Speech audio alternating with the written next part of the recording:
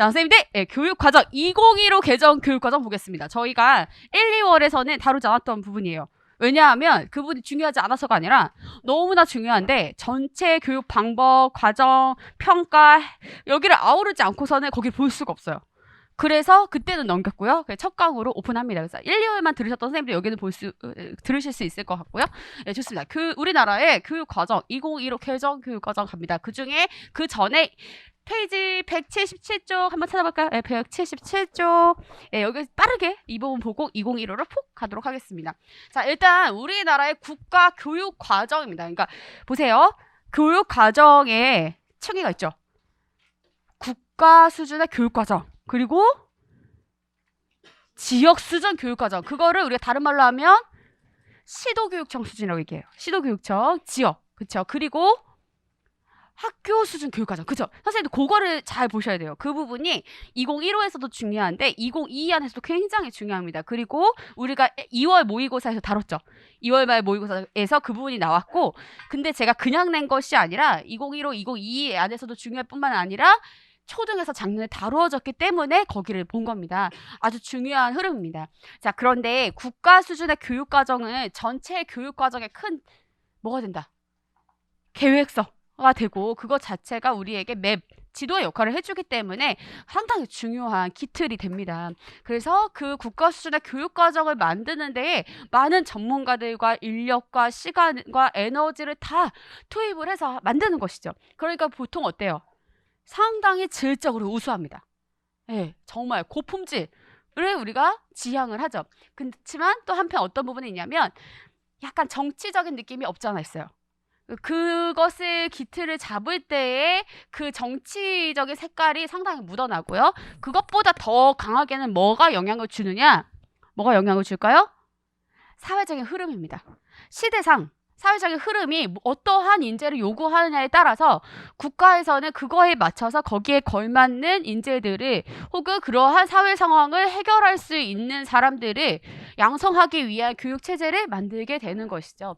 네, 그렇습니다. 그래서 한국의 국가교육과정은 가만히 보게 되면 국가수준의 교육과정이라고 할 수 있는 것이고 국가교육과정이라는 말로 우리 교육과정이 이제 나오게 되는 것입니다.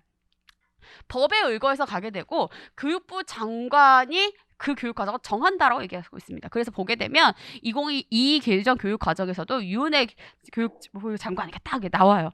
예, 그 사람이 딱 혼자 만든 것은 전혀 아니지만 전혀라고 하긴 그렇지만 이름이 다 그렇게 공지가 됩니다. 자, 그렇다 정도 보시면 되겠고요. 그래서 우리나라의 국가교육과정이 이제 임시교육과정 시기와 국가교육과정 시기를 일단 거치게 되죠. 여기 책에 보면 이전이라고 되어 있는 이후입니다. 정부 수립 이후부터 1차 교육과정 고시 이전까지는 이제 임시교육과정 시기라고 할 수 있고요. 그리고 나서 1차부터 현재까지의 국가교육과정의 시기입니다. 선생님 여기 외우실 필요 전혀 없어요. 네, 그냥 보시면 돼요. 국가교육과정은 개발 방식에 따라서 행정 모형으로 교육과정을 만들었던 시기 그리고 연구 개발 모형의 교육과정 시기가 있는데 이것도 외우실 필요 전혀 없습니다. 그냥 아시면 돼요. 1차부터 3차까지는 교육부에 있는 편수관들이 주체가 되어서 만들었던 개발 모형이라고 보신다면 뭐 그랬고 일단 이 4차부터 진행되는 이 교육과정 지금에 이르기까지는 이제 교육과정 전문가들이 나타나서 등판을 해가지고 연구하고 개발하면서 교육과정을 만들게 됩니다. 그래서 보시게 되면 약간 경험 중심 교육과정, 학문 중심 교육과정, 역량 중심 교육과정 그 흐름이 그대로 우리도 나타나요. 그냥 그렇다. 그 정도로만 알고 가셔도 상관이 없습니다. 그리고 이제 7차까지는 4차, 5차, 6차, 7차 교육과정 이렇게 딱 명명을 했는데 이제는 7차 이런 식으로 얘기를 안 해요. 뭐라고 해요? 개정 교육과정이라고 얘기합니다. 개정 교육과정이라고 얘기해서 그래서 이제 2007 개정 교육과정 그리고 2015 개정 교육과정 그리고 2022 개정 교육과정 이런 식으로 공지가 되죠. 네, 그렇다 정도까지 보시면 되겠습니다. 되셨죠? 자, 이제부터는 요겁니다. 여기서부터는 잘 보셔야 됩니다. 아까 말씀드린데 제가 이제 이 정도는 그냥 보셔도 돼요 하는데는 그냥 진짜 그냥 보고 넘어가셔도 돼요. 이게 나올 일이 거의 없어요. 근데 여기부터 여기 2015 개정 교육과정은 아주 중요합니다. 왜냐하면 우리가 논술로 바뀐 이래로 제가 봤을 때는 모든 문제들이 모든 질문과 답들이 다 2015 개정교육과정으로 수렴해요. 그래서 이것을 기본적으로 이해하시는 것이 교육학에서 큰 흐름을 잡는데 아주 중요한 요소가 됩니다. 근데 지금 우리가 과도기 안에 있어요. 뭐로 넘어가는? 2022 개정교육과정으로 넘어가는 그 과도기에 있어서 그래서 거기를 다시 한번 우리가 보게 됩니다. 근데 이제 제가 약간 정치적인 색깔을 뜬다고 했잖아요. 2022 개정교육과정 같은 경우는 지금의 정부에서 큰 틀을 짜고 만들었던 거여서 이 지금 정부의 정치색이 상당히 많이 묻어나요.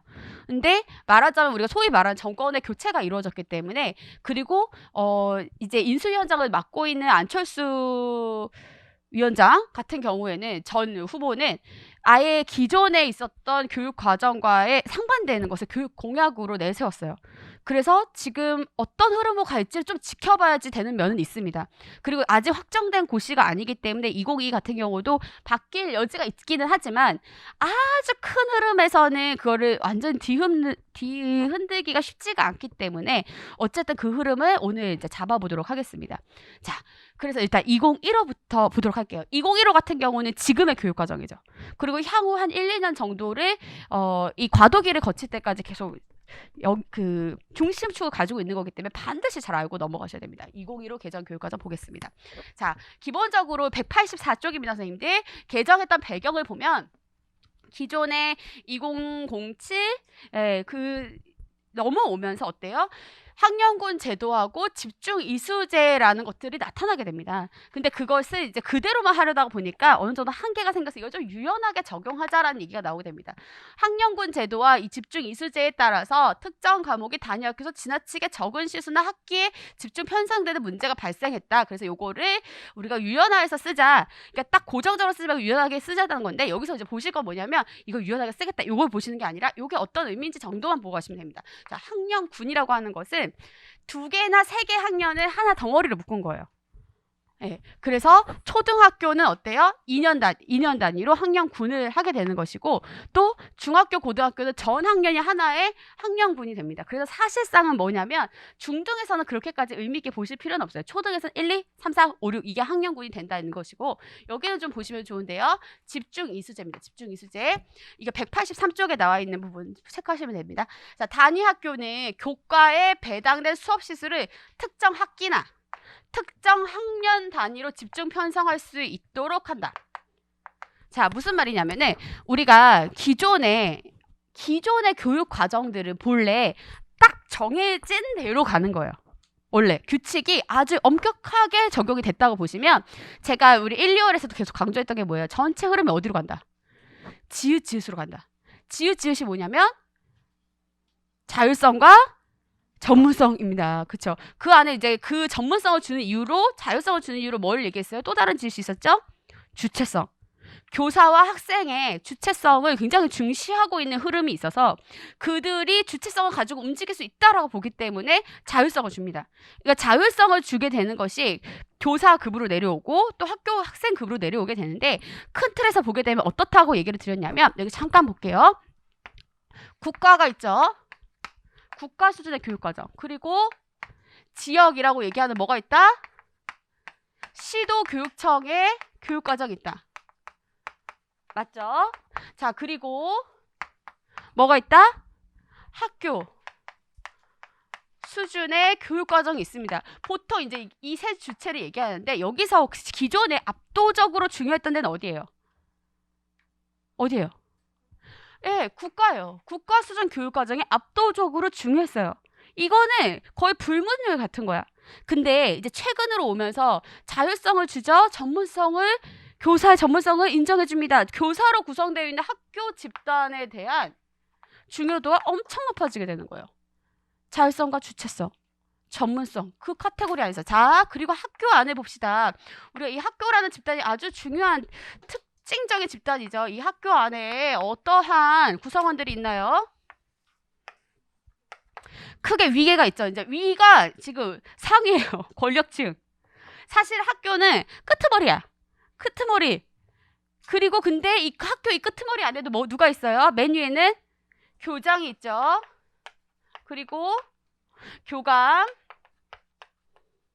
그리고 평교사가 있는 거예요. 그러다가 이게 너무 직무가 적은 것 같으니까 풍요롭게 만들자 직무 풍요제의 일환으로 뭐가 들어간 거예요? 예, 수석교사가 있는 거죠. 하지만 기본적으로 우리가 이제 교장, 교감, 교사 체제라고 보고 있는 거예요. 위계가 있어요. 우리가 수평적인 것을 지향하지만 사실상 위계는 있어요. 그래서 우리가 교육행정 부분을 다 되살려 보세요. 어때요? 학교 조직의 특징, 큰 틀에서 뭐랑 뭐가 있었어요? 그렇죠. 관료제와 전문성 두 가지가 존재하는 거죠. 이 두 가지의 특징으로서 어디에 방점을 두느냐에 따라서 학교 조직을 일컫는 말들이 달라졌어요. 전문적 관료제, 이완 조직체, 또 이완 결합체, 또 어때요? 이완 조직이라고 얘기하기도 하고 이중 조직이라고 얘기하기도 하고 이런 그런 특징들이 사실상 이것의 기틀로 해서 나타나게 되는 것이죠. 그래서 관료성, 위계성이세요. 관료제라고 하는 건 위계가 있다는 위, 아래, 위, 아래 이게 엄격하다는 거예요. 관료제는. 자, 그런데 전문성을 인정하는 순간 어때요? 이게 있기도 하지만 어때요? 뭐가 수평적이 또한 강조가 되는 거죠.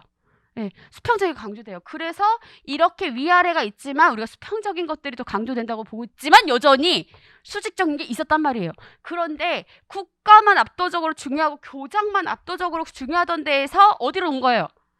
학교로 내려오고 또 교사로 내려온 거예요. 교사 수준에서 교육과정을 만들게 되거나 학교 수준에서 만들게 된 교육과정은 굉장히 중요하게 얘기죠. 그러니까 이 끄트머리에 있는 집단에게 우리가 힘을 실어주면서 어떤 부분들을 지금 강조하게 된 거예요? 교육과정? 그렇죠. 교육과정 재구성을 강조하게 됩니다. 자, 그런데 보세요. 이렇게 우리가 학교와 교사가 있어. 그쵸? 자, 교실 상으로 가서 보면 이 학교 안에 또 이제 다른 끄트머리에서 보게 되면 교실이 있게 되고 교실 내에 누구랑 누가 있는 거예요?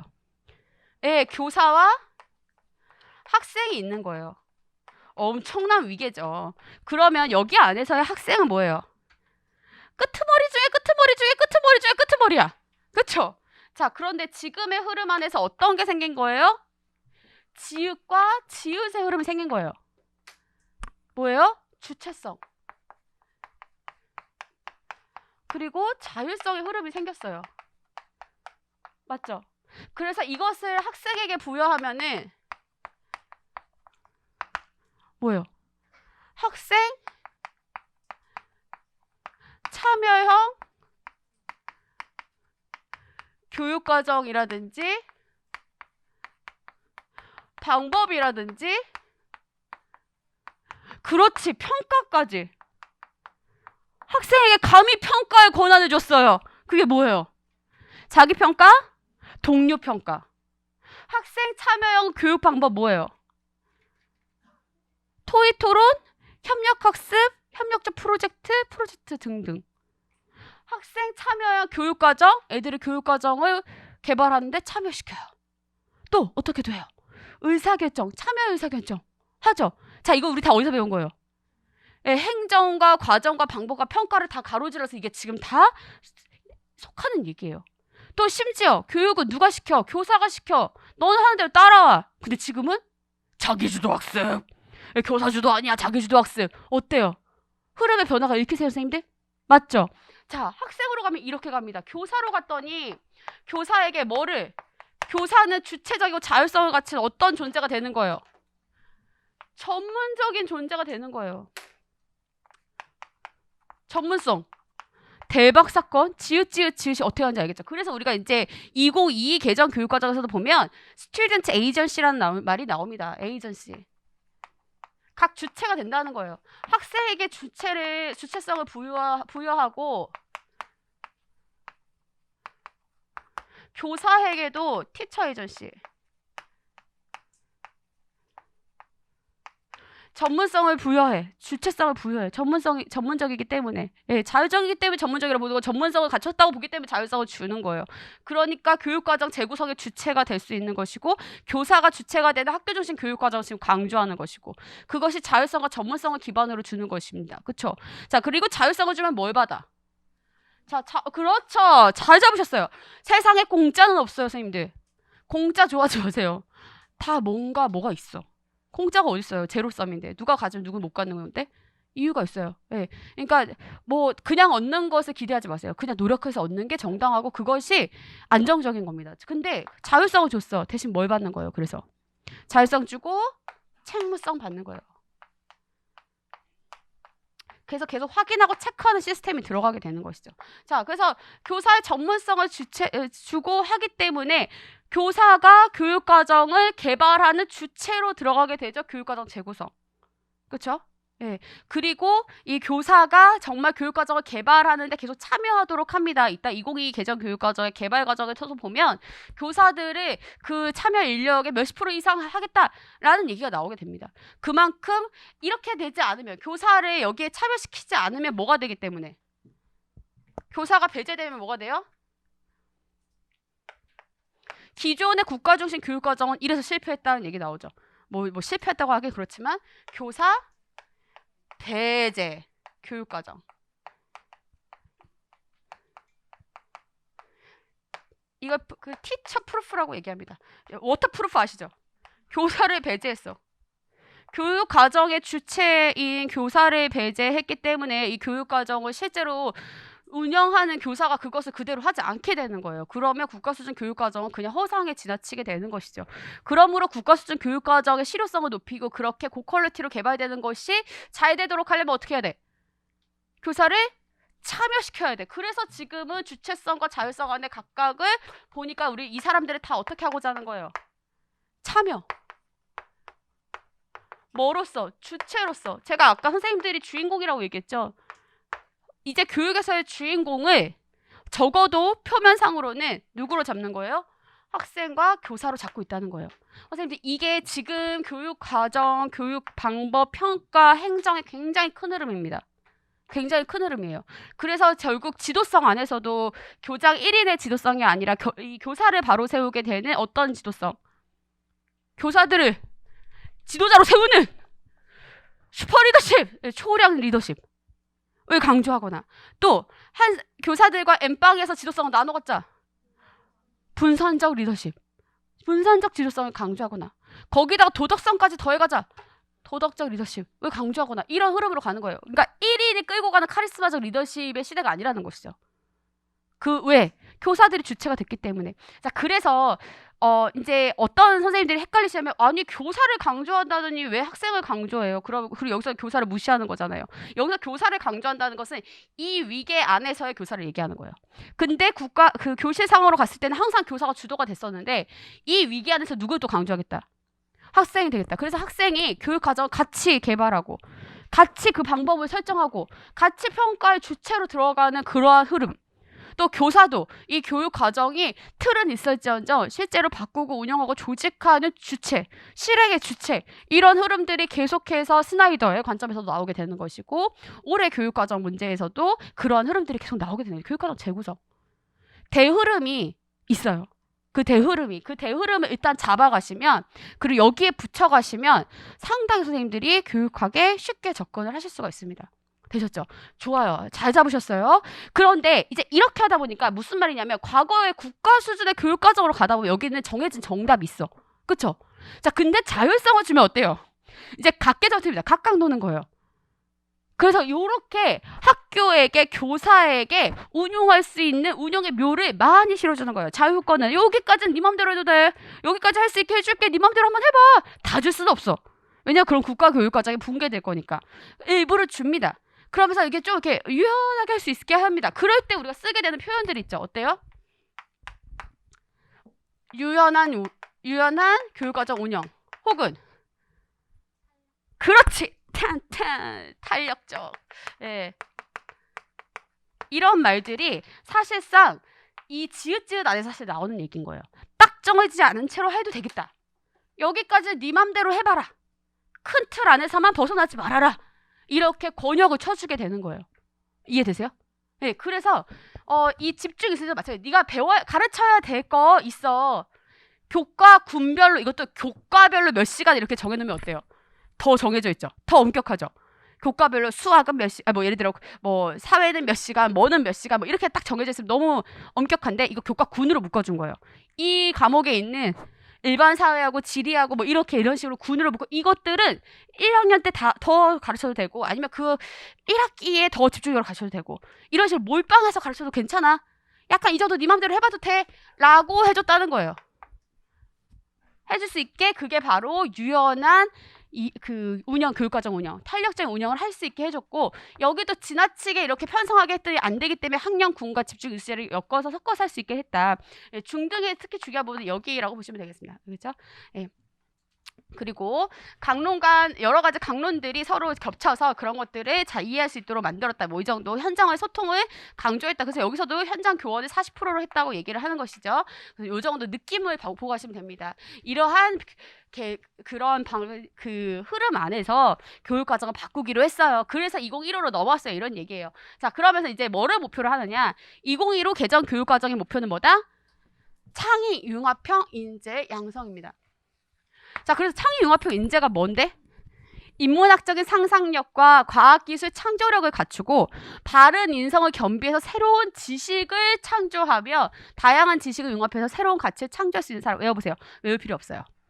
네, 외울 필요 없고 그냥 느낌 받아가시면 됩니다. 되셨죠? 자, 그렇게 창의, 융합형, 인재를 양성하려고 하다 보니까 선생님 보세요. 융합이라는 게 뭐예요? 섞는 거예요. 합치는 거. 근데 우리가 가르칠 때는 분과형으로 가르쳐. 국어, 수학, 과학도 화학 따로, 생물 따로, 물리 따로, 탁탁 각계로 가르쳐.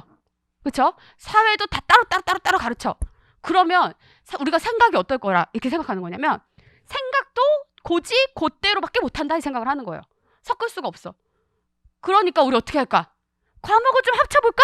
이게 뭐예요? 통합교육과정의 중요한 키워드입니다. 통합교육과정. 그쵸? 자, 통합을 해보자. 왜? 이렇게 교과를 통합해버리면 애들이 통합을 하면서, 그러니까 배우는 과정 중에 통합적인 사고를 할 수 있을 거잖아. 통합을 할 수 있다? 그러면 융합적인 사고 능력이 향상되겠지. 그래서 교육 과정부터 통합을 시킴으로써 애들이 창의 융합적인 사고를 할 수 있도록 하자라는 취지에서 통합 과목이 신설되는 겁니다. 그렇죠? 자, 그래서 2015나 2022는 둘 다 통합과 역량 중심 교육 과정이 둘 다 강조되고 있어요. 둘 다. 그 흐름을 잡아가시고.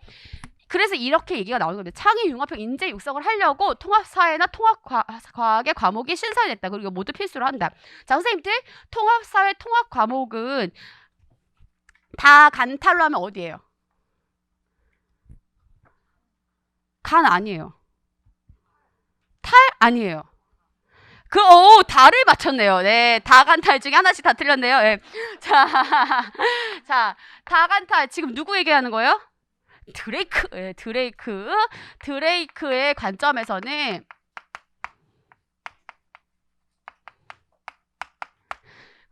이게 뭐다? 당연히 통합에 어떻게 합니까? 다학문적 통합, 간학문적 통합, 탈학문적 통합이 있죠. 자, 여기서 다학문적 통합입니다. 물론 여기서 우리의 궁극적으로의 지향점은 이거 꼭 다처럼 보이네요. 네, 탈학문적 통합이에요. 궁극적인 지향점은. 근데 그러면 너무 아직 위계가 다 안 서기 때문에 기본적으로 어디서부터 시작하냐면 통합사회부터 시작한 거예요. 통합과학, 통합사회. 다학문적 통합은 어떤 의미냐면 주제 등을 중심으로 해서 교육학을 각 과목을 묶는 거예요. 근데 학문이 남아있어요. 교육과정 가서 다시 볼 거예요. 지금도 뭐 교육과정이긴 하지만. 예. 학문이 남아있어서 무슨 말이냐? 책을 딱 열어. 그러면 여기는 일반 사회네? 여기는 역사 파트네? 그 다음 장? 여기는 뭐예요? 지리. 이런 식으로 명확하게 각 파트가 어느 사회과에 속하는지가 눈에 보이는 거예요. 즉, 주제별로 통합을 시켜놨는데 어떠한 주제를 중심으로 해서 통합을 시켜놨는데 과목 간의 경계가 완전히 무너지지 않은 거. 그래서 다학문이 모여져 있다는 측면에서 다학문적 통합이라고 얘기하는 거예요. 오케이? 자, 간학문적인 통합은 얘기하면 이게 예를 들어 생화학 같은 거예요. 생화학은 뭐냐면 이 간학문적 통합은 과목을 슉 갈아가지고 공통부분을 샥 추출해가지고 그걸로 과목을 편성합니다. 열었는데 이게 생물인지 화학인지 잘 구분이 안 돼. 통합 과학을 열면 여기는 생물, 여기는 화학, 이게 명확하게 보여요. 그쵸? 근데 생화학은 생물 측면에서 화학적으로 다루는 거예요. 생물이에요, 화학이에요? 잘 모르겠어. 이런 게 간학문적 통합이에요. 무슨 말인지 이해되시죠? 잘 안 되시면 다음 수업에서 계속 들어가시면 됩니다. 자, 탈학문적 통합은 뭐예요? 정말 벗어나는 거예요. 과목을 벗어난 거예요. 그래서 과목을 벗어나서 어디로 갔을까? 실생활로 온 겁니다. 실생활. 과목과 연계돼서 나오게 되는 것을 타락문제적 통합이에요. 이게 무슨 과목인지조차 잘 감을 잡을 수가 없는데 우리가 배울 만한 가치가 있는 것들. 그러니까 궁극적인 지향적 통합의 드레이크가 말하고 있는 통합의 지향점은 이 타락문제적 통합이 있어요. 그렇지만 이게 순차적으로 다간탈로 가고 있고 모든 것들을 다 통합이라고 통합 교육 과정을 얘기를 한다. 이 정도 보시면 되겠습니다. 되셨죠? 자, 그리고 자유학기제 같은 경우는 사실상 지금 유명무실해지고 있기는 해요. 왜냐하면 굉장히 중간에 확대가 됐다가 거의 4분의 1 토막이 났어요. 과정 확대됐던 측면에서 보면. 그래서 나중에 다시 보겠지만 어쨌든 꿈과 끼를 키워주려고 이 자유학기제를 운영합니다. 1학년 1학기였다가 1학년 이렇게 했죠. 근데 이제 다 한 학기로 줄이고 시수도 거의 반으로 줄입니다. 자, 근데 왜냐면 여기서의 기본 포인트는 뭐예요? 시험이 없어요. 시험이 없고 애들이 정말 자기의 진로를 개척하고 꿈과 끼, 즉 이건 말하자면 진로와 소질을 찾아가기 위해서 다양한 체험 활동도 하게 되고 이런 것들, 창의적 체험 활동과 좀 분리하자고 지금 얘기가 나오고 있기는 하지만 이렇게 함으로써 진로를 시험에 얽매이지 말고 찾아보자 라는 시기로 가게 되는데 선생님들 평가가 이래서 중요합니다. 평가를 안 했더니 어떤 일이 생겼느냐, 애들이 자기의 꿈을 막 잘 찾아간 것이 아니고 학력이 저하돼 버렸습니다. 선생님들 제가 모의고사를 계속 보는 이유는 선생님들이 익숙해지고 궁극적으로 교육학 논술을 잘 보게 하기 위해서 2월부터 제대로 된 논술을 쓰게 합니다. 그냥 간이로 드리는 게 아니에요. 약간 난이도를 편하게 하긴 하지만 그대로 돼서 쓰게 합니다. 왜냐하면 평가라는 것 자체가 학습의 기회예요. 그러니까 공부를 안 하는 친구들도 시험이라고 했는데 대충 가서 보겠다는 얘기는 생각을 안 해요. 한 번이라도 뭐 끼적끼적은 해보는 거예요. 그리고 내가 어떻게 하면 좀 더 공부를 잘할 수 있는지 고민해보는 시기가 돼요. 근데 시험을 없애봤더니 그냥 다 잘하는 줄 알아, 자기들이. 근데 실제로 뭘 모르고 아는지조차에 대한 인지 자체가 없어진 거죠. 부모님들도 그래서 학력에 제일 신경을 안 써. 그리고 말이죠. 대치동 같은 데서는 자꾸 대치동 얘기해서 미안하다. 대치동 애들이 무슨 죄라고. 엄마 아빠가 죄지 무슨 죄예요? 열심히 키우는데. 아무튼 간에. 자, 그런 데서는 애들이 시험이 없으니까 학교 내신이나 이런 시험에 얽매이지 않고 진도로 마구잡이로 빼는 거예요. 그러니까 그 시기가 학력 격차가 오히려 심화되는 시기가 되어버리고 그렇게 신경 쓰지 않는 비학군지 같은 데서는 학력이 떨어지게 되는 기회가 되어버렸습니다. 그래서 이제 이거 거의 이제 폐지까지는 아니지만 명맥만 유지하고 있다. 뭐 이렇게 된 것이고요.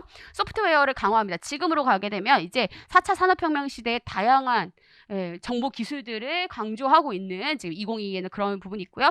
역사 교육이 강화되었습니다. 여기서 통합을 잘 보고 가시면 됩니다. 통합 부분.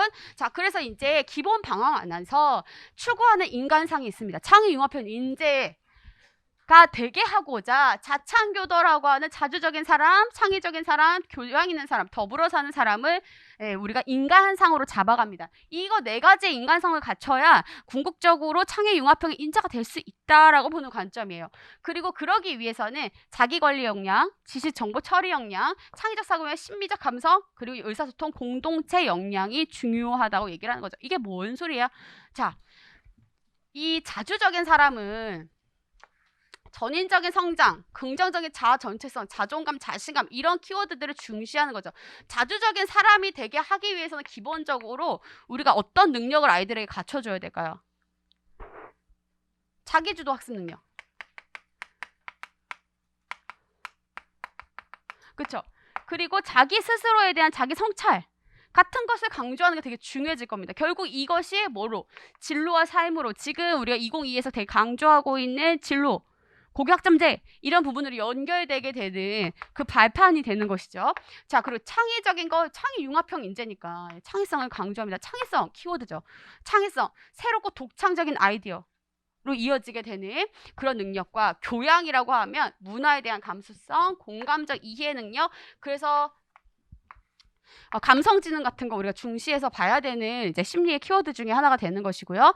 그리고 이런 인류 문화를 심미적으로 향유하고 지속적으로 발전시켜서 행복하고 품격 있는 삶을 드릴게요. 뭐 이런 거 여기 들어가는 것이고요. 더불어 선생님 이거 달달 외우지 않으셔도 괜찮아요. 느낌 잡고 가시면 돼요. 자창교도 정도로 보시고요. 더불어 사는 사람, 여기 공동체 의식이라는 거 좀 이따 다시 한번 보겠습니다. 그 부분이 중요해지죠. 그것은 지금 2022로 넘어가서도 그대로 살아있는 부분들입니다. 자, 그래서 가게 되면 자기관리 역량 너무 중요한 것이죠. 자기 관리 역량에 관련되는 문제들이 이것을 근간으로 두고 빈출됐다라고 볼 수 있고요. 그리고 지식정보 처리 역량, 이게 이제 지금으로 오게 되면 어떤 부분이 되는 거예요? 디지털 리터러시, 미디어 리터러시와 연결돼서 볼 수 있는 부분들이 됩니다. 그쵸? 자, 그리고 창의적 사고 역량, 당연히 창의성을 강조하고 있죠. 그래서 창의성의 키워드들을 놓칠 수 없는 그런 심리의 중요한 구인 중에 하나로 우리가 다루는 것이고요. 자, 심리적 감성, 그리고 의사소통 역량 너무 중요하죠. 결국 의사소통 뭐예요? 상호작용, 갈등 이런 거 우리 잘 보셔야 되는 게 되는 것이고요. 공동체 역량 우리가 2월 모국에서도 다뤘습니다.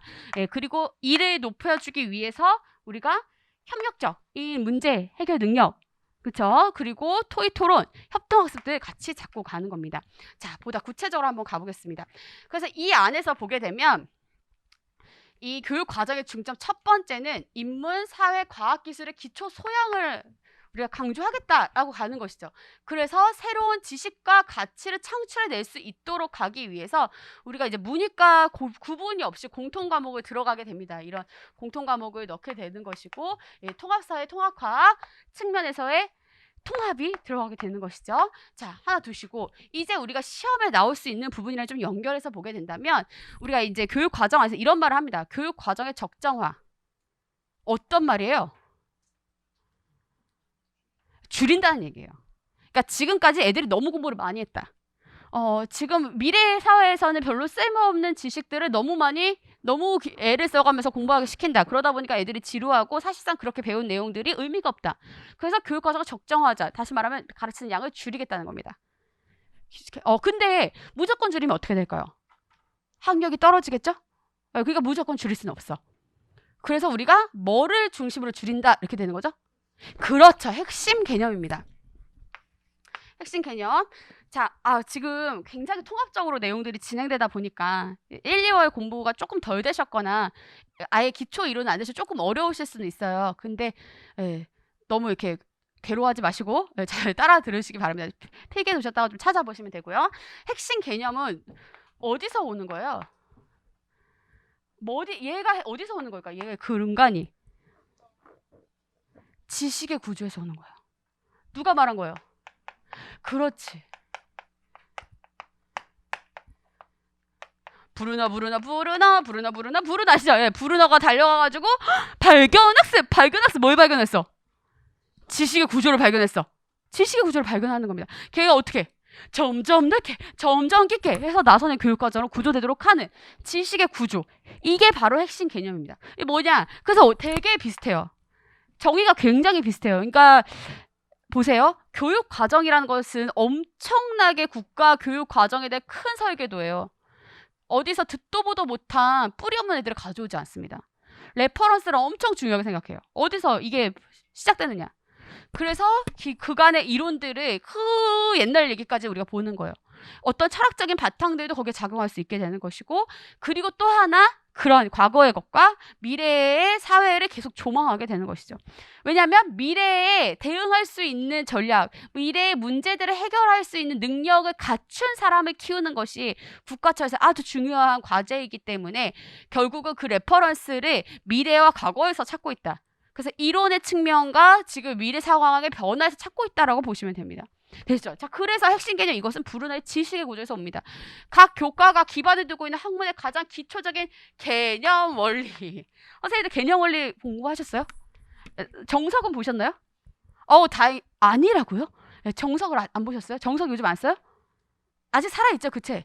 우리 홍석다 선생님께서 쓰셨던 정석. 수학 선생님들은 그런 책 하나 쓰시라고요. 개념 원리. 개념 원리라는 책 저희 때는 한창 이슈였었는데 라떼는 말이죠. 그랬단 말이죠. 자, 개념 원리가 그대로 핵심 개념 혹은 지식의 구조에 쓸 수 있는 정의입니다. 개념 원리. 그것을 포함하는 교과의 근본적인 아이디어를 핵심 개념이라고 합니다. 그러니까 주변부까지 다 배우지 말고 가장 엑기스가 되는 핵심 개념들, 즉 지식의 구조를 추려서 그거를 중심으로 교육과정을 다시 재구조하자. 그러면 어때요? 핵심 개념만 배우기 때문에, 즉 지식의 구조를 추출해서 배우기 때문에 어떻게 된다? 교육 내용을 적정화할 수 있다. 너무 많이 지엽적인 것까지 배우지 않고 핵심적인 것을 배울 수 있다. 왜냐하면 이 지식의 구조의 특징이 어때요? 경제성과 생산성을 가지고 있어요. 다른 데도 다 갖다가 쓸 수가 있어. 왜냐하면 얘가 액기 쓰니까.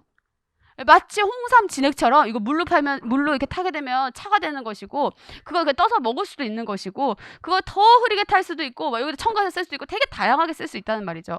그렇게 쓸 수 있는 지식의 구조, 즉 이거 뭐예요? 여기 저기 전이가 잘 되는 거예요. 전이가 잘 될 수 있는 그런 지식의 구조를 가르치자는 얘기예요. 그게 바로 핵심 개념이라는 말이 되는 것이죠. 그렇게 적정화를 하면 요 파트 중요한 내용이죠. 왜 이렇게 적정화를 하는데 전체 큰 틀에서의 이해가 가능한 거예요. 제가 봤을 때 교육학의 지식의 구조는 여기예요. 지금 교육학의 지식의 구조가 여기예요. 그러면 이것을 통해서 큰 틀이 보이죠. 큰 그림에 대한 이해를 획득할 수 있는 거예요. 선생님 지금 획득하셨어요. 와우, congratulations. 네, 그렇죠. 큰 그림에 대한 이해를 획득해. 그러면 그것을 중심으로 각 내용들의 관련성을 파악했더니, 아, 교육학 이렇게 되는구나. 깨달음이 오셨죠? 누가 저보고 천재라고. 천재는 아니에요. 그냥 열심히 하는 거지 뭐. 자, 그 다음에 또 하나. 이를 통해 때로 융합적 사고를 개발할 수 있어요. 왜냐면 각기 너무 지엽적이면 섞기가 힘들어요. 근데 지식의 구조와 지식의 구조끼리 있으면 같이 오고 가는 것이 쉬워집니다. 전이가 잘 되고 그것을 창의 융합적으로 사용할 수가 있어. 그래서 융합적 사고 개발, 교과 내의 지식과 기능, 교과 내 영역 간, 교과 간 학습 내용의 연계성을 드러내서 이 창의 융합형 인재를 기르기 위한 융합적 사고 개발을 가능하게 한다. 선생님들 보세요. 이게 지금 수직적 연계성이 올해 나왔잖아요. 그러니까 저희 문제에서 거의 되게 비슷하게 다뤘었거든요. 이게 보면 2015, 2022 안에서도 계속 연계성이란 말이 나와요. 예. 그러니까 계속 이렇게 나왔던 최근에 중요한 교육 문서들을 보다 보면 경향이 보여요. 어디를 지금 강조하고 있구나. 근데 이거를 저 혼자만 잡지 말고 선생님들도 같이 잡아가시라고 지금 이 부분들을 강조해서 가장 초입에 우리가 3, 4월에 공부하는 거예요.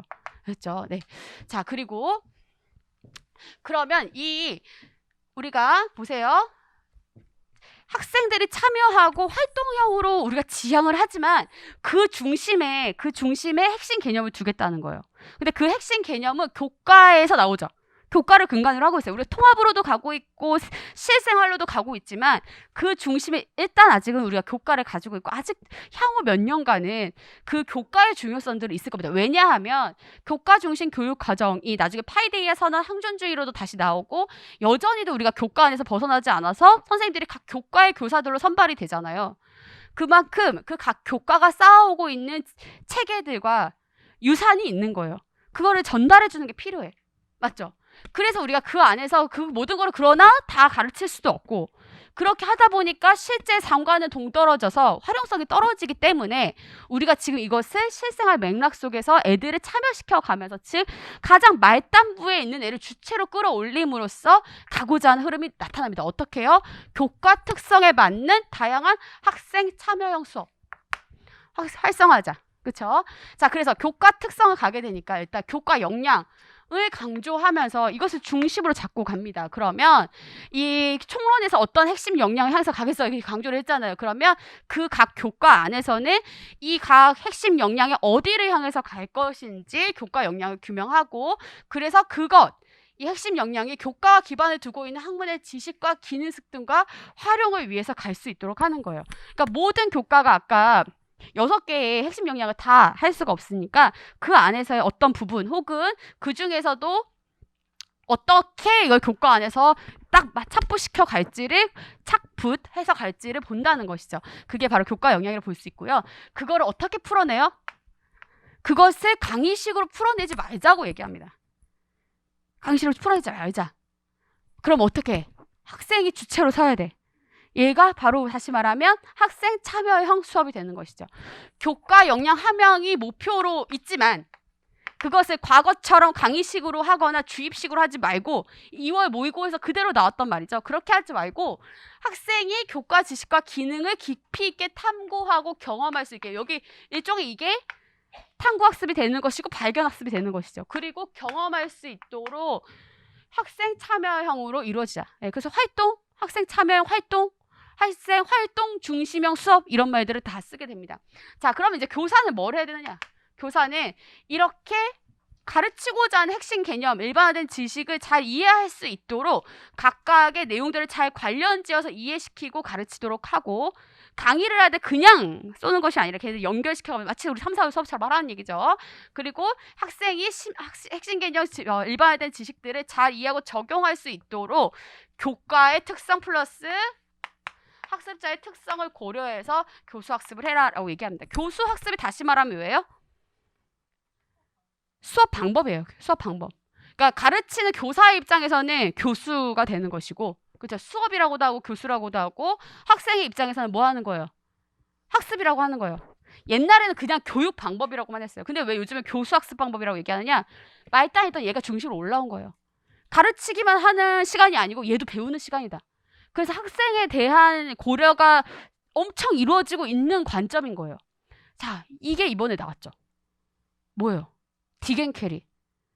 많은 선생님들은 딕앤캐리에서 요 수학 그러니까 막 이거를 봤는데 절차가 내가 절차를 외웠냐 못 외웠냐 봤는데 사실은 그거는 절차를 외우는 문제가 아니었어요.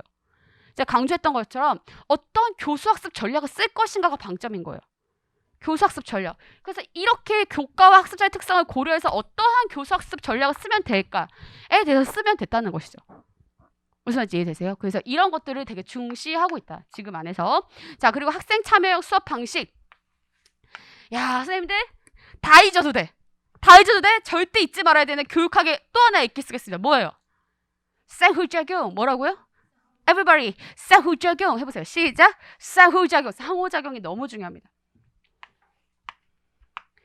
선생님들 이 문장 안에서 작년 문제, 재작년 문제가 다 나왔다고 보시면 돼요. 교사와 학생 간, 학생 상호 간. 이게 없으면 어떻게 되는데? 이게 없으면 어떻게 돼요? 이게 없으면 고립감을 겪는 거예요. 맞죠? 혼자 있다고 느끼는 거예요. 그러면 고립감을 없애려면 어떻게 해야 돼요? 상호작용할 수 있도록 해주면 돼요. 거기에 속하는 많은 것들이 답이 될 수 있었죠. 그 전에 게시판을 사용해서 피드백을 주고받을 수 있게 이런 식으로 문제를 풀어갈 수 있습니다. 그리고 이제 AI가 나타나고 4차 산업혁명 데이터, 빅데이터가 다 출몰하고 교육이 엄청나게 바뀐다고 할지라도 학교가 무너지거나 폐쇄되지 않는 이상 사실 그것은 굉장히 어려운 일인데 왜냐하면 인간은 기본적으로 뭐를 토대로 성장합니까? 상호작용! 상호작용을 토대로 성장해요. 상호작용 없이는 성장할 수 없어요. 결국 그렇기 때문에 교육 방법에서도 엑기스는 결국 뭘로 남는 거예요? 상호작용을 도모해주는 방법으로 남는 거예요. 그게 학생 간의 상호작용이면 토익토론과 협동학습이 되는 것이고 거기서 교사가 뭘 해줘야 돼? 그것을 면밀하게 관찰하면서 그 과정에 그렇죠. 교사 차원의 상호작용으로 가게 되면 이게 뭐가 되는 거예요? 피드백이 되는 거예요.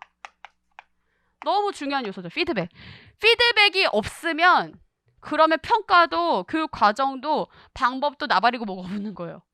피드백이 없으면 끝이에요. 무조건 피드백을 줘야 됩니다. 네, 선생님들 그냥 답안에 쓰다가 막힌다. 교수 방법 나도 못 쓰겠다. 피드백이라는 단어를 쓰세요. 그러면 답이 될 수 있어요. 네. 평가도 마찬가지. 피드백 굉장히 중요하다. 되셨죠? 그리고 이걸 조금 더 고차원적인 다른 말로 풀면 또 뭐가 되는 거예요? 그렇지. 스캐폴딩. 예, 스캐폴딩. 아이들에게 맞춰서 스캐폴딩을 쌓아준다는 것으로 갈 수 있는 것이죠. 오케이, 바리? 예, 그래서 학생의 다양한 특성을 고려해서 여러 가지 참여시키면서 긍정적인 상호작용을 한다. 그래서 학교는 교사와 학생과 학생 간의 상호작용으로 사실은 이루어지고 있는 거예요. 자, 교사 차원에서는 교사와 학생, 교사와 교사, 교사와 상위, 교사와 지역교육청, 교사와 국가교육과정, 교사와 또 지역사회, 또 교사와 학부모. 알겠죠? 네, 상호작용 굉장히 중요합니다. 그리고 그렇게 학생 참여 수업을 할 때 협력적인 문제 해결을 함으로써 뭘로 간다? 공동체 역량을 개발할 수 있다. 자, 협력이 강조되는 이유는 뭐다? 지금 세상이 너무 급변하고 있기 때문이에요. 복잡다단해. 나 혼자 독고다이로 다 해결할 수 있는 세상은 끝났습니다. 어떤 1인의 지식체계로 문제를 해결할 수 없어요. 아무리 뛰어난 의사가 온다고 해도 코로나는 해결할 수 없어요. 코로나는 그냥 단순히 이걸 치료하는 것으로 되지 않아. 예방해야 되고 방역체계를 만들어야 되고 그때 묻어져 있는 경제들을 잡아가야 되고 회복시켜야 되기 때문에 결국은 다양한 영역의 다양한 전문가들이 다 같이 힘을 합쳐서 가지 않는 이상은 그렇게 간다 해도 해결하기가 굉장히 어려운 정말 난제 중에 난제인 것이죠. 전쟁은 어떤가요? 러시아의 우크라이나 침공 어떻게 생각해요? 말도 안 되지. 근데 아무튼 간에 이 문제는 어떻게 해결할까?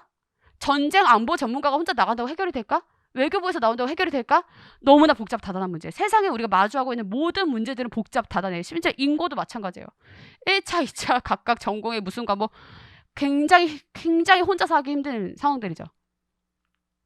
그렇기 때문에 협력적 문제 해결을 강조하는 거예요. 왜?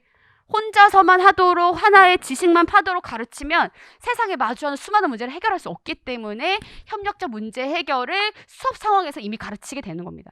되셨죠? 그렇기 때문에 실제적인 문제와 과제들을 활용하고자 하는 것이다. 자, 그리고 자기주도적인 학습 역시 자기주도로 학습을 해나가야 어때요? 일단 제가 말씀드린 것처럼 내가 지금까지 배웠던 지식으로 먹고 사는 사회는 끝났어요. 왜냐하면 세상이 너무 빠르게 변화하고 있기 때문에 계속 학습할 수 있는 학습 역량을 갖춰야지 새로운 사회에 적응하며 살아갈 수 있잖아. 그렇죠. 그러므로 자기주도적인 학습자를 키워내야 된다는 것이죠.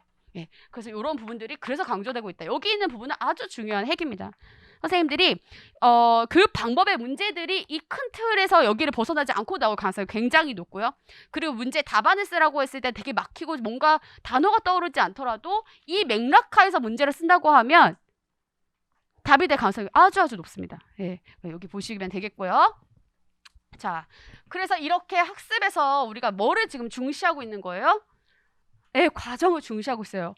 가르치는 과정뿐 아니라 결국 평가 상황에서도 결과뿐 아니라 과정을 강조합니다. 결과를 강조하는 평가가 뭐였죠? 진, 형, 총. 총괄 평가. 총괄 평가는 결과를 강조하는 거예요. 그런데 과정을 강조하려면 어떻게 되는 거예요? 진형으로 가는 거예요. 지금까지 전통적으로 평가는 뭐에 대한 거예요? 결과에 대한 거예요. 얘가 목표를 달성했냐 못했냐 이거 누구 관점이에요? 타일러의 관점이에요. 목표를 달성했냐 못했냐 목표를 달성해야지. 그게 교육의 목표니까. 목표는 중요해요. 여전히 중요합니다. 타일러를 뒤집을 수가 없었기 때문에 지금 중요시되어 있는 교육과정 개발 모형이 뭐다? 백워드. 아, 그렇죠. 백워드. 거꾸로. 근데 거기서도 뭐가 있어? 뭐가 중시돼? 목표를 강조합니다. 그럼에도 불구하고 이 목표의 달성 여부를 중시함에도 불구하고 우리는 지금 어디도 보자는 얘기를 하는 거예요. 과정을 봅니다. 그래서 지금 형성평가가 2번이나 여기서 나왔어요. 제가 강조를 했을 때 총은 나오기가 지금 애매하고 진형, 총 중에 형이 2번이나 나왔기 때문에 진단평가 나온다 얘기 드렸어요. 근데 진단평가가 너무 쉽기 때문에 쉽게 안 나오고 좀 꼬아서 나올 거다. 그래서 우리가 그런 훈련을 모고에서도 작년에 했었는데 그런 부분들 결국 그를 통해서 뭘 하려고 했기 때문에 학습 경험을 성장하도록 지원하는 거예요. 학습 경험 성장을 지원하도록 해야 돼. 그래서 이 평가의 목적은 너 얼마만큼 알고 있어? 까지가 아니고 어디서 얼만큼을 성취하고 어디가 부족한지를 받아. 즉 강약점을 판단해서 그것을 보완하고 극대화시킬 수 있도록 도와주기 위한 평가를 하는 겁니다. 그래서 진단평가를 하게 되는 것이죠. 가능하면 총평적인 관점에서. 그렇죠? 자, 그리고 피드백을 사용한다. 제가 그랬죠? 그 과정도 방법도 평가도 피드백 없으면 말짱 도루묵. 반드시 피드백을. 왜냐하면 우리가 여기서 얘가 여기는 부족하고 이거 잘하는구나. 알았어. 그래서 끝내면 안 돼요. 그래서 어떻게 하면 이것을 극대화시키고 부족한 부분을 보완할지에 대해서 뭐 해줘야 돼? 피드백을 해줘야 된다는 얘기를 하는 것이죠. 아까 보면 아까의 관점에서는 뭐예요?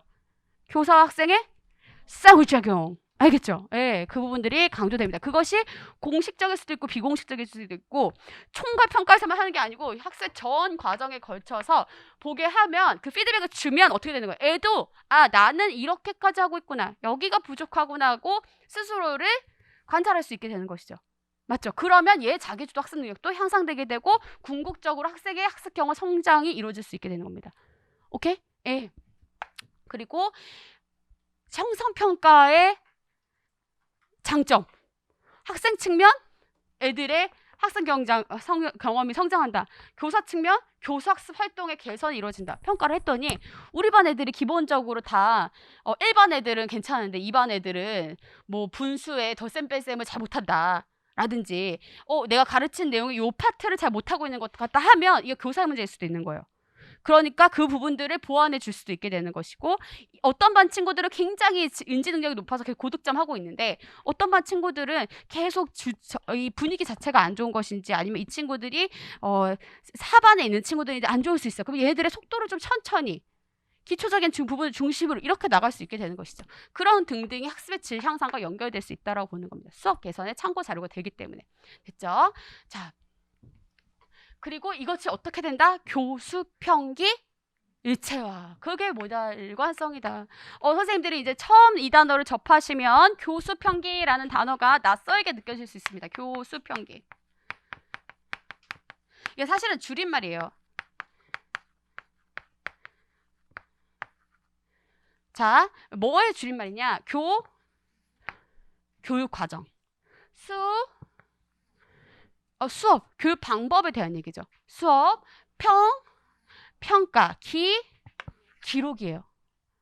일관되게 가야 돼요. 교수 평기 일체화를 하려면 교육과정 개발을 뭐를 통해서 해야 돼요? 이때 쓸 수 있는 우리가 개발 모형 있죠. backward. 왜요? 백워드 교육과정 맨 처음에 뭘 잡아요? 목표를 잡아요. 그게 바로 교육 과정에 대한 얘기죠. 목표를 잡고요. 이 목표를 달성할 수 있는 평가 방법을 정하는 게 2단계입니다. 그죠? 그리고 3단계에서 어떻게 해요? 이 평가를 누구나 다 달성할 수 있도록 뭐예요? 달성할 수 있는 방법을 고민합니다.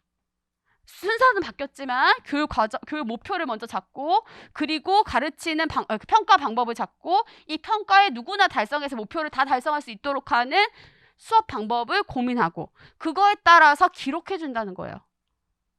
그래서 이때 강조되는 건 뭐가 되는 거예요?